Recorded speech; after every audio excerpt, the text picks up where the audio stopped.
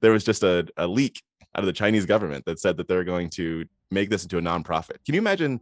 So Biden wakes up and he writes his thoughts on paper and calls them executive orders, right? We've discussed this. Can you imagine if he woke up and he's like, you know what, Jill? I think Amazon should be a nonprofit.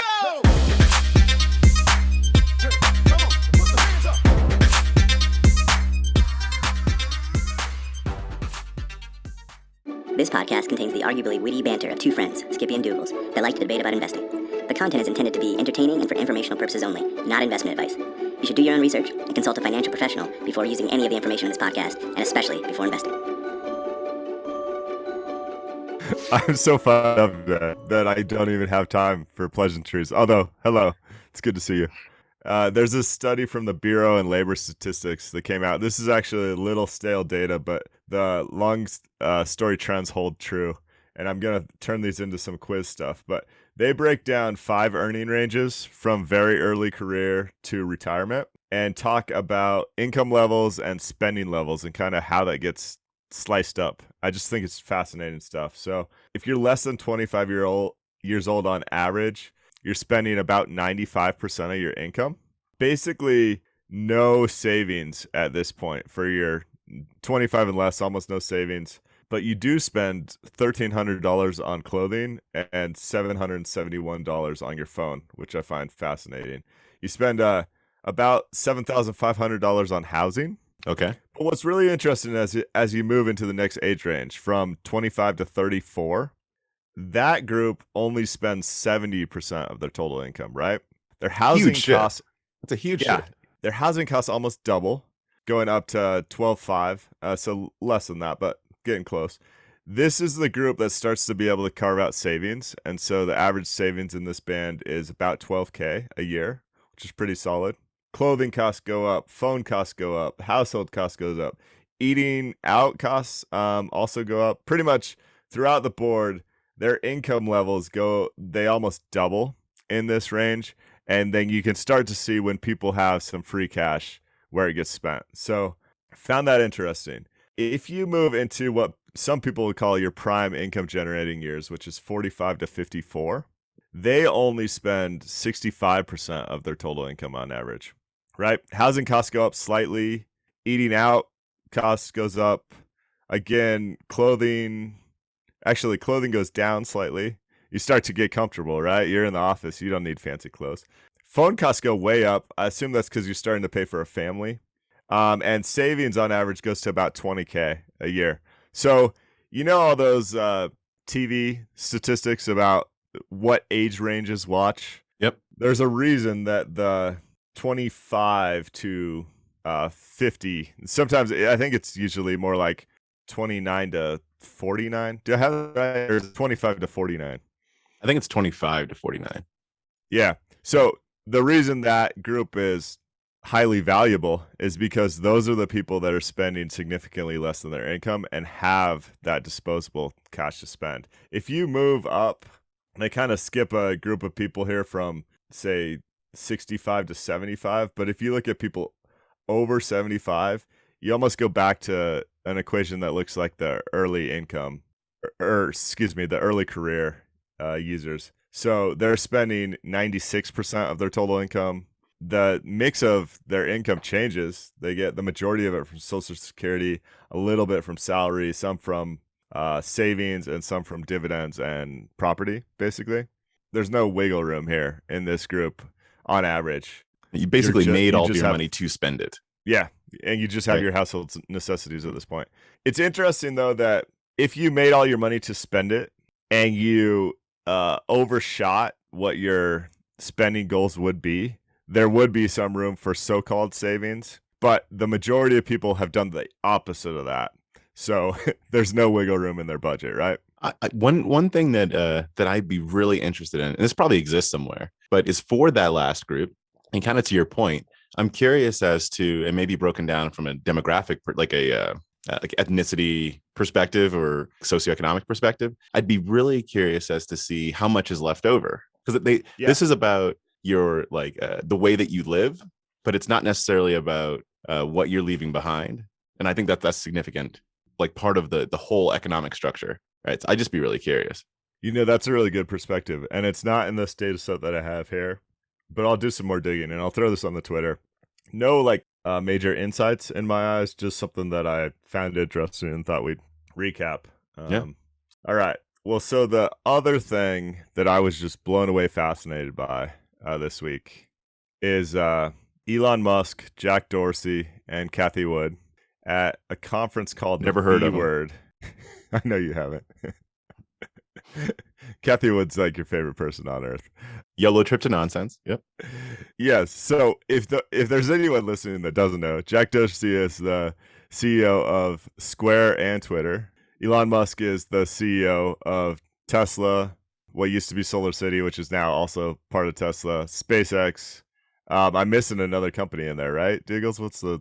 He's the Boring Company is the other one that Yeah. The Boring Company too. He builds tunnels. And then Cathie Wood is CEO and CIO of ARK Invest, which is a disruptive investment company that's had solid performance the last few years. Douglas and I both don't think it's going to last, but right now the track record looks pretty good. So, and sorry, before you hop in, ahead. I think a key for, because I don't know, I haven't watched the video, so I'm going to just add my 2 cents in here to act like I know something about something.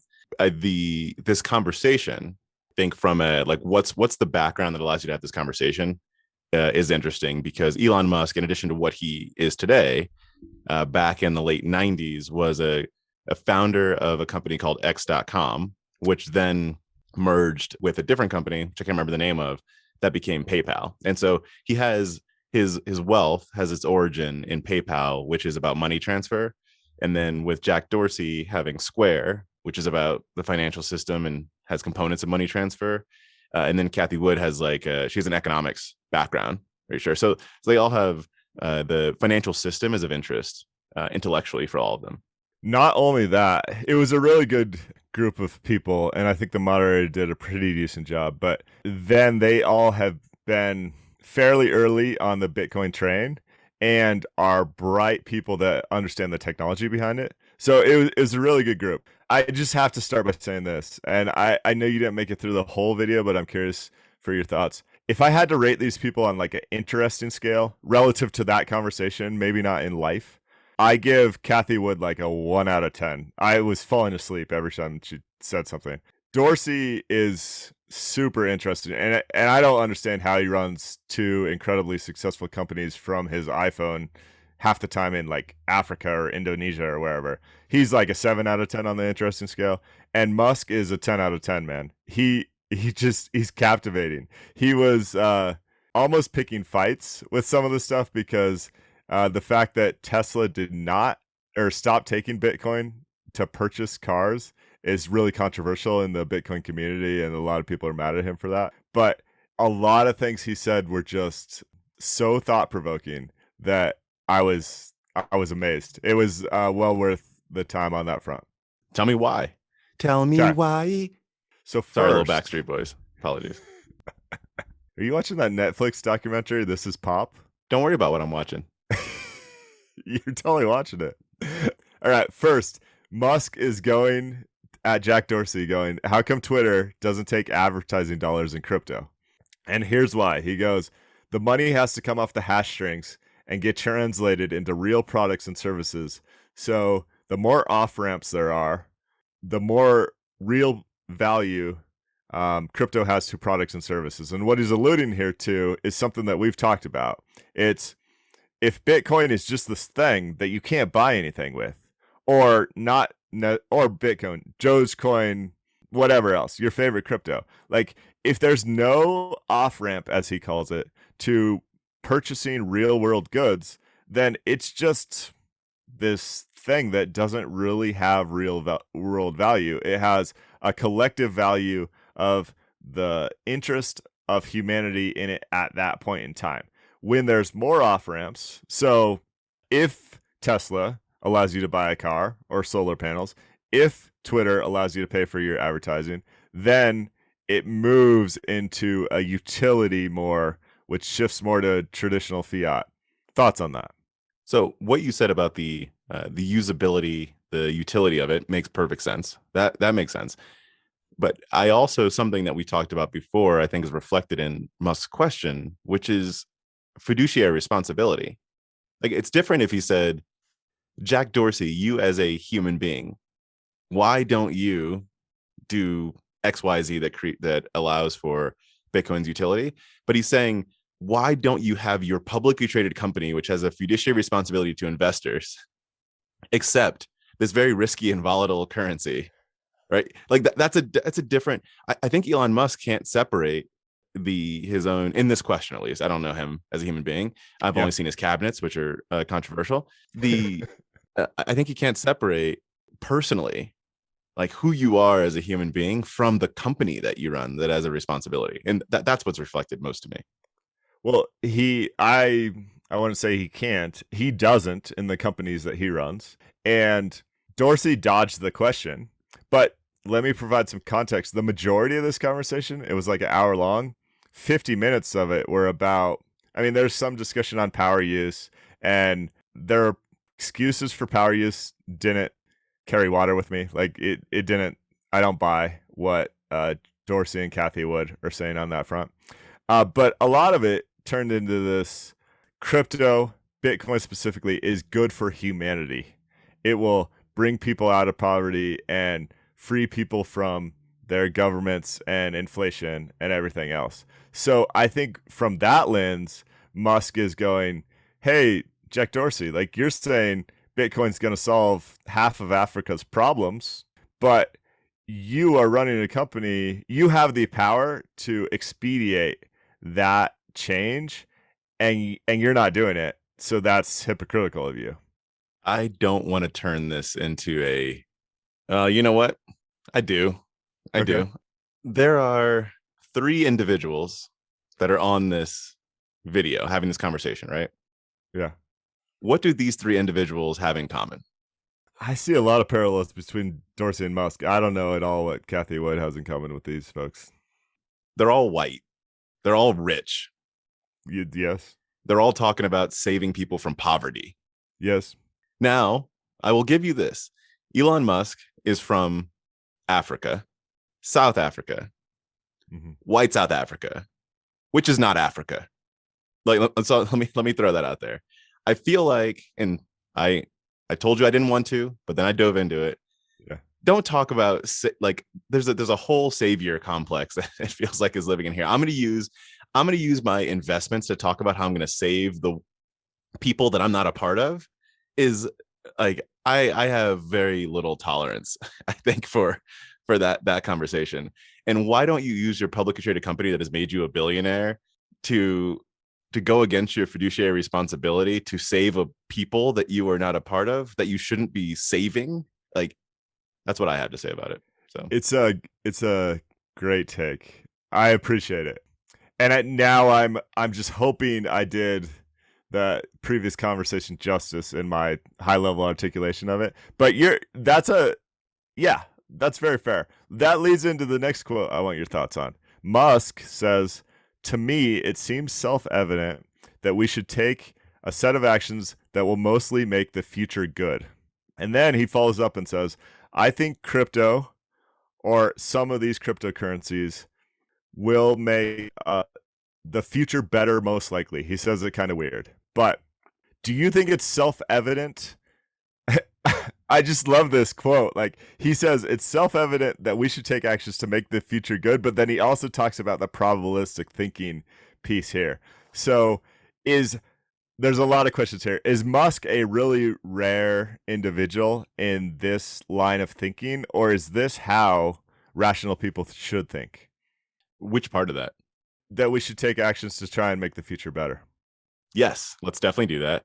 I don't think that I think intellectually a lot of people kind of fall into that camp, but their actions probably don't reflect it for the most part. Is what I would say. But I don't know if that's the majority or not. But I do think a lot of people fall into that camp. But it's about the actions that you take. Yeah. Now the second piece is, and I think your answer to this is no, but I'll just ask: do you think crypto is something that will most likely make the future better? No, I think Okay. that it could, though. I think there are lots of ways that it could. it's kind of like, follow me on this analogy, right? I know you're going to laugh at me, but go back to episode, I don't know, 5 or something like that. HVAC is the new black. Yeah. If I am invested in like long-term investment in HVAC organizations because I believe about climate change. Like I think the world's getting hotter, and actually many places that need air conditioning in their homes don't have them, like the Northwest United States, right? Europe, right? Very little HVAC penetration, and they're going to need it. So great. So I could say, and these HVAC companies are becoming more green in a lot of ways. And so I would be like, you know what? I think that like the world needs better heating, cooling, et cetera. I'm going to make the world a better place by buying these stocks. No, I'm investing. And I believe that these stocks are going to provide me with dividends and incomes in the future. I would have different actions if it was really about making the world better, right? If it was really about making Bitcoin into utility, then and I don't know about Elon Musk specifically, but I'd be like providing people with Bitcoin, like figure out ways to give Bitcoin to the masses, build out pathways for the utility to like live across Africa. Like do that. Don't buy it and then go on Twitter and call yourself the Dogecoin or the Doge father. The Doge father. Like that's you have to look at actions, right? Not words. And there might be a lot of stuff behind the scenes that I don't see. And so I don't want to, dive too deeply there, but that's No, I think that's very fair. So just to be fair to Dorsey, he's spending a lot of money on development to try and make this easier to consume and transfer. And I think that's under the Square umbrella. So is it his personal money? I'm not sure, but there is some action behind him. The others, I'm not so sure. Here's the crazy thing. That question I asked you of like, is there a higher probability of crypto doing more good than bad for the world? I'm still on the fence a little bit, but I don't know that the answer is, I'm pretty confident the answer is not no. It's either like a maybe or a yes in my eyes. I think there's a lot of places that need this utility where digital and cell phones are already there, but fiat currency and stable governments are lagging behind, and there's a gap to fill. So I hope that's the case. There's one more mind-boggling quote. Is there anything else you want to say specifically related to this piece before we move on? I hope that you're right. My hesitation mostly comes from the people that are talking about it and the people that I don't hear talking about it. Yeah. That's where, but I think it can. And I hope that it does. That's all. Yeah. Actually, one more thing on that. Stellar Looms and the Stellar Foundation, which is a small crypto. It's like the 17th largest, specifically focused on the remittances market, which is $700 billion annually, is in talks to buy MoneyGram. And if they buy MoneyGram, I think that's something that could expedite this, because they could it's almost plug and play based on my understanding. They just put their technology on the back end, and you could transfer money for, 1/100th of a cent from the US to El Salvador in a way that currently costs maybe 10% of funds. So that's kind of an exciting development. Is MoneyGram still a thing? Apparently it is, because they're trying to buy it. I mean, like, I didn't know MoneyGram was a thing, but apparently it is. I mean, if they can figure something out there, it's like awesome, as we talked about before. I mean, it's a really cool technology that has a great application. And if, to your point, if they're able to pick up a service that is used, right, that has usability now and put the tech on it, that's awesome. That's great. And is MoneyGram still a thing? Well, the funny thing is, the Stellar Foundation is a nonprofit. So, like, I can't remember the last time I heard of a nonprofit buying a for-profit company to destroy their business model to help people not pay for it. It's like if I can't even think of a good analogy, but if like a nonprofit bought Coke and was like, we're giving away Cokes for free now or at cost. Wait, is this are you taking a jab at me, or is that a legitimate statement? I'm not taking a jab at you. Why? Because one of my largest holdings, TAL Education Group, that we talked about before, obviously not investment advice, China is coming out and saying we are making you a nonprofit. And if this might be a surprise to most folks, but investors in publicly traded companies are not big fans of those publicly traded companies becoming nonprofits. That was an unintentional jab. I'm sorry.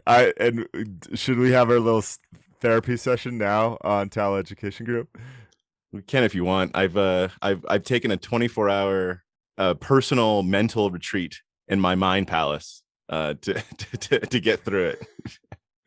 So no, I wanted to talk about it briefly. One, because that sucks and I've been there. But two, because when value investors talk about margin of safety and trying to buy something that's worth $1 for 50 cents, this is the reason why. Sometimes stuff just comes out of nowhere and it's completely out of the company's control. It's completely out of the investor's control. Someone in China's government just decided that they don't like this space anymore. And I think they're going to regulate it out of business or regulate it in a way that is significantly less profitable. So that's an important investor lesson. Like your process here, I think was great. I think it's a compelling company. And even though you did everything right now, it looks like you're not going to end on top, but that's just how it goes. That's why diversification is important. That's why investor mindset is important. Yeah, at least for that stock. Heck no. I mean, the thing is, it's to your point around basically regulating it out of business. We've talked about this briefly, but so TAL Education Group back in March, so its all-time high was in March, was a little over $90 a share. Given the actions, or at least the threatening actions, like nothing's actually happened yet from the Chinese government, it's now at around $5 a share. I mean, they've taken this organization and brought it to its knees. And I'm kind of curious, and a lot of the like Chinese stocks overall are taking a hit too, because there's just like a question mark if they can do anything they want at any time. And I'm actually kind of curious as to whether some of this is real or not. I think some of it obviously is, or if it's a sign of power. If it's just what's the ticker? Symbolic. Is it TAL? TAL. Okay, I'm pulling it up. Because when I hear something you can look, drop you from can 90 look to 5, I'm ready to buy. You can look at the glory that I experienced prior to March, and then you can look at the devastation that I experienced past March. But it's kind of fascinating because we've talked about NVIDIA, right, as a holding before. And NVIDIA had a 4-to-1 stock split that took place on Tuesday of this week.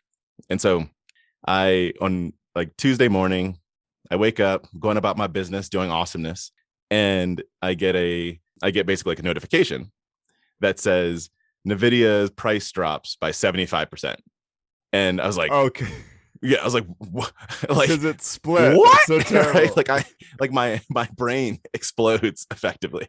The programmer didn't know what they were doing. They did exactly. So then it took like a second, but then my mind was like, okay, it's 4-to-1 stock split. Great.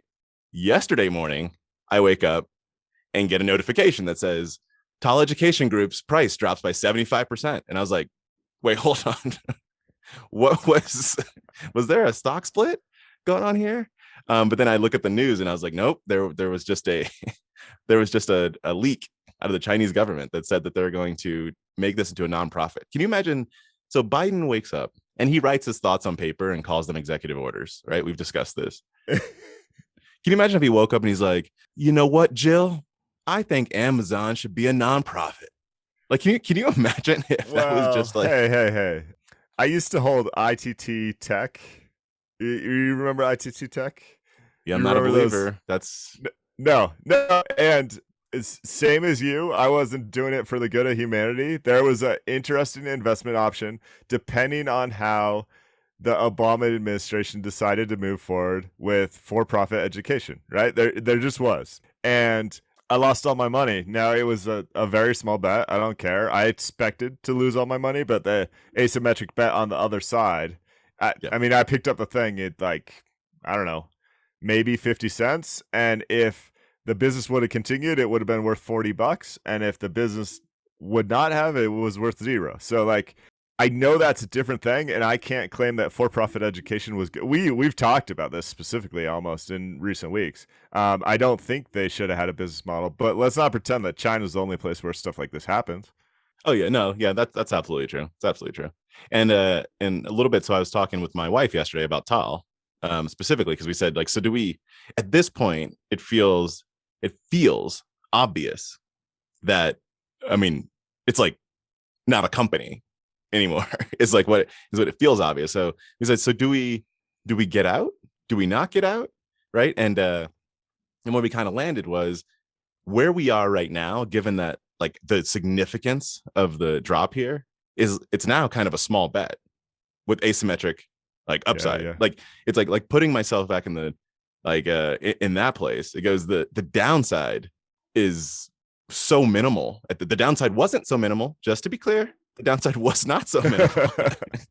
But now it's kind of like either there's, I don't know what the Chinese equivalent of lobbying is, but either there's like lobbying of the organizations, or parents come out and they're like, actually, we do want our kids to be tutored, and like the government, or the government is actually just is putting on a show, and like this isn't kind of real, right? But they just want to show that they have the power of it, or ... right? There's lots of other stuff, and therefore there's at least I can make up, you know, some of the downside that's already happened, or it goes to zero, which it's like nearly close to zero anyway right now for us. So we're sticking with it. But I mean, so check this out. I'm not rubbing it in. You know this all too well, but the historical price to sales ratio has hovered around 10. The historical price to earnings ratio has hovered around 200, and the historical price to book has hovered around 12. Current price to book is 0.7. Current price to sales is 0.8. Like, this is where value investors get excited, Doogles. But there's a regulatory component here that is very tough to predict. I'm gonna look into it because I know you really liked it, and I trust your opinion that way. Yeah, look into it for sure. So anyway, when you were talking about the for-profit, nonprofit thing, it sounded like this might have been what you were talking about, but so I didn't mean to take us off track. No. I just need your thoughts on one more quote. I'm not even gonna form it in a question. I just want thoughts. This is also from Musk. He says, "Crypto can increase the power of the individual relative to government." Really, when you think of it, sorry, there's like some verbal clutter in here. Government is just a corporation in the limit. I'm not sure what he means when he says in the limit, but he says government is just a corporation in the limit. So sometimes some people are like against corporations, but for government. It's like, guys, government is just a corporation in the limit, and it's the biggest corporation of all, and it's got a monopoly on violence. And so if you don't like corporations, you should really hate government. What?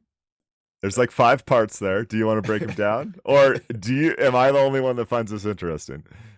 This is I'm trying to basically figure out not only what he's saying, but what he's trying to, like, what bear he's trying to poke. That's what I'm. Let's go piece by piece. So the first part, do you think crypto can increase the power of the individual relative to government? The word could, right, goes back to, it's kind of like the last point. Yes. Will.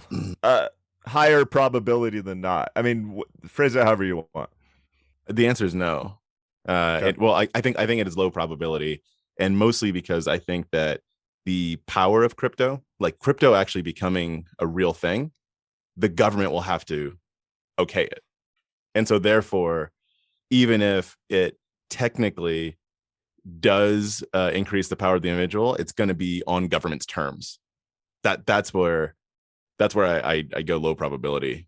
It might feel like that, though. I could see where it feels like the individual, or it appears that the individual has more power, but the government in the end, right, has the power. It's kind of like I'd even say if you look at cash today, right? Does cash increase the power of the individual relative to government? Like, yeah, technically. Like if I got cold hard cash in my pocket, I can do what I got. Freedom, bro. I can do it like whatever I want, right, with it, right? But government ultimately decides on the value of that cash. They're the ones that make cash. They make it the fiat currency. They're the ones that tell me that I can use that cash. So government will control the system of it, even if the micro, I have more power. Yeah, but this is a little bit of a cyclical conversation. If owners of major companies like Twitter start taking Bitcoin, then there's off ramps, and it matters much less what the government cares about. unless the government tells Twitter they can't use Bitcoin, which I guess could happen. Is that what you're saying? Yeah, that's part of what I'm saying, and also that I think that in order for that to happen, not just by people that have crazy beards deciding it's going to happen for their, for their companies, because we're talking Yeah. about like Elon Musk saying, yeah, sure. I mean, I know he pulled this back, but yeah, you can buy Teslas with it. Or Jack Dorsey saying, yeah, we're going to take this on Twitter. Sure. But we need like the person that runs company number 367 on the, the Fortune 500. Boring by the book. Yeah, company exactly. 367. Yeah. And like that's probably a lot farther away.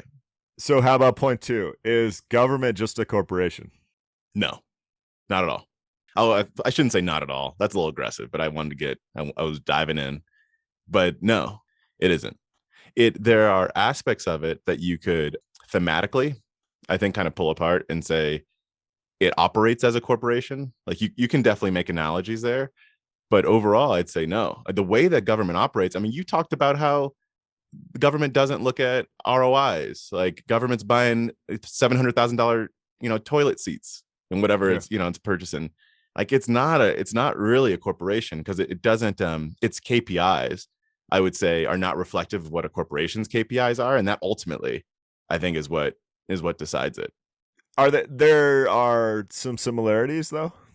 Thematic similarities. So at the macro, like if we had sipping on our tea and having conversation, I think we could at the high level, at the macro level, like have themes that look similar between the two. But when you look at the actual operations of it, I'd say no.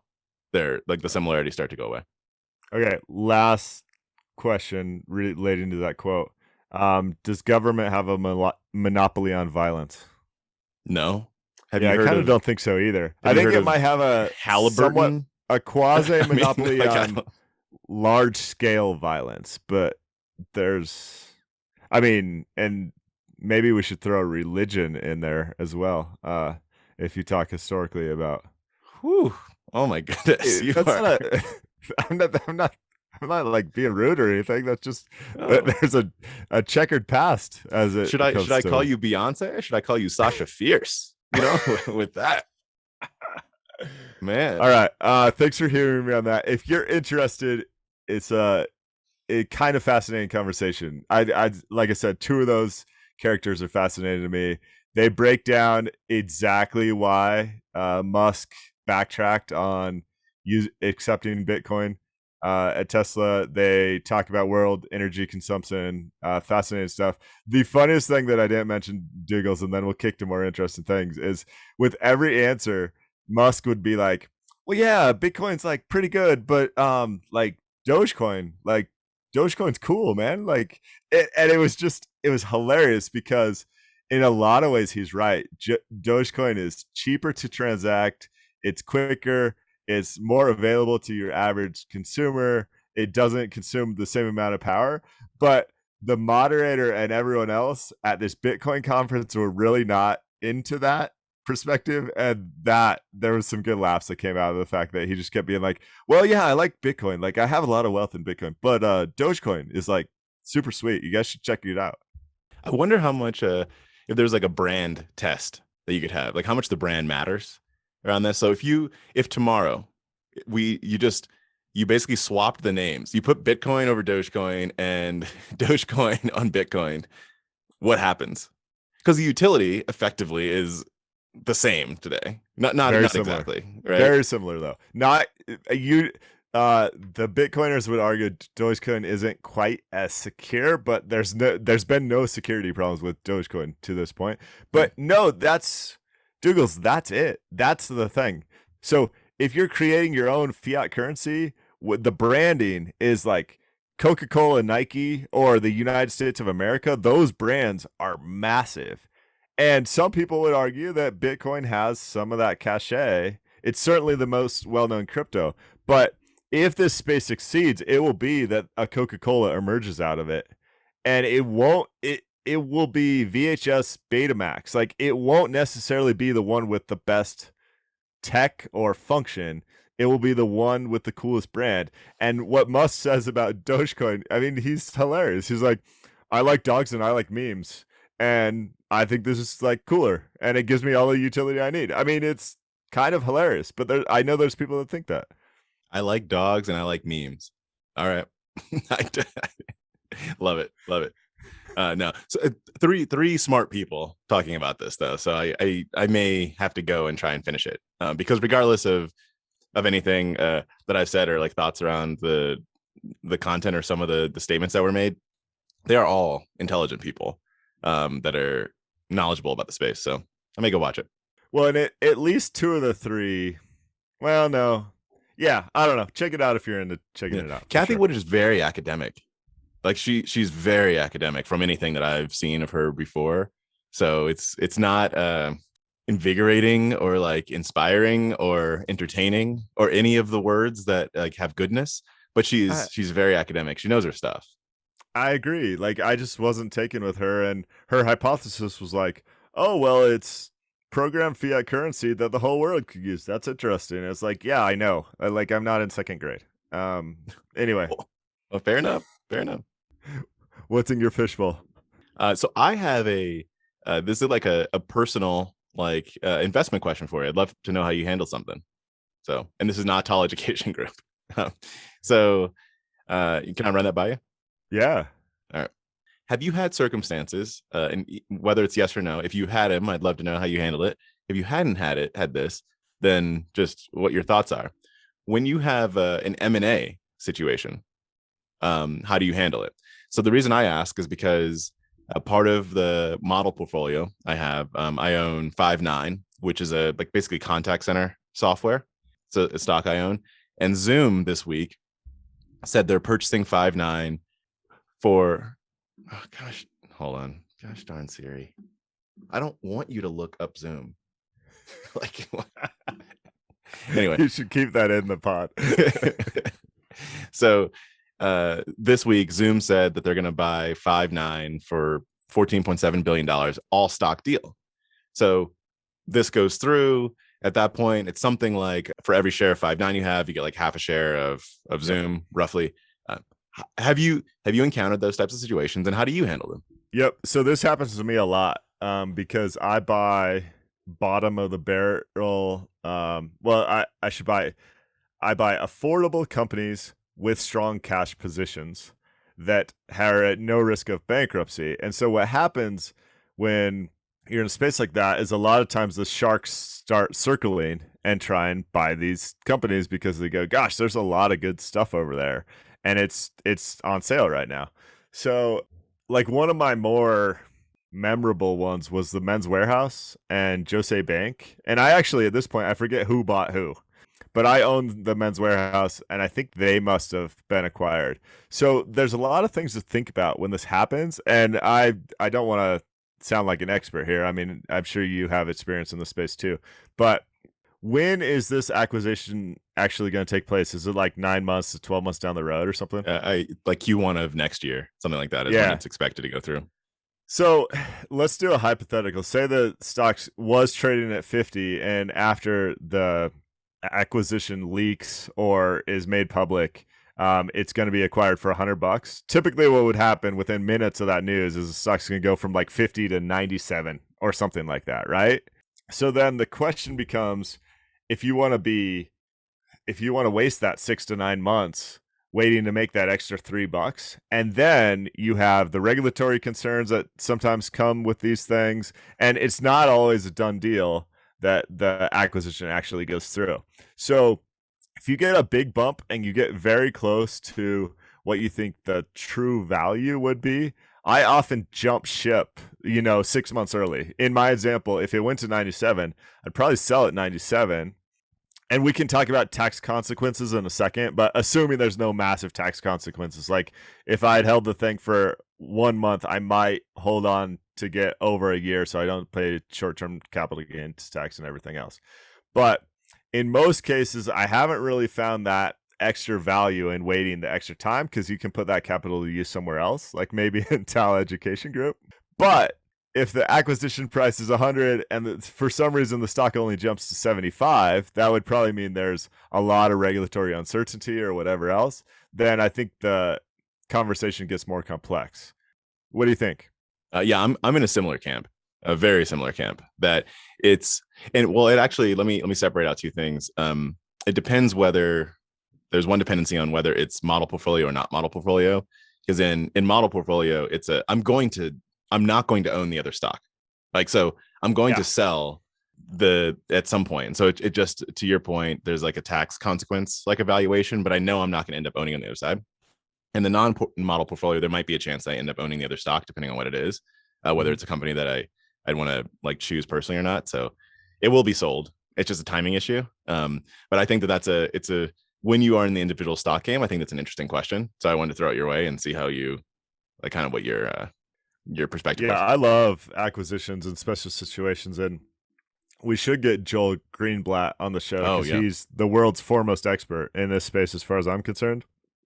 I think the more interesting side of the equation, which I know you're not necessarily in, is like when that acquisition is announced, trying to make sense of that gap. And sometimes there's investment opportunities there. In my example, if it's 97 and 100, and maybe you know that acquisition is going to close in the next week, you could make a quick $3 if you play your cards right.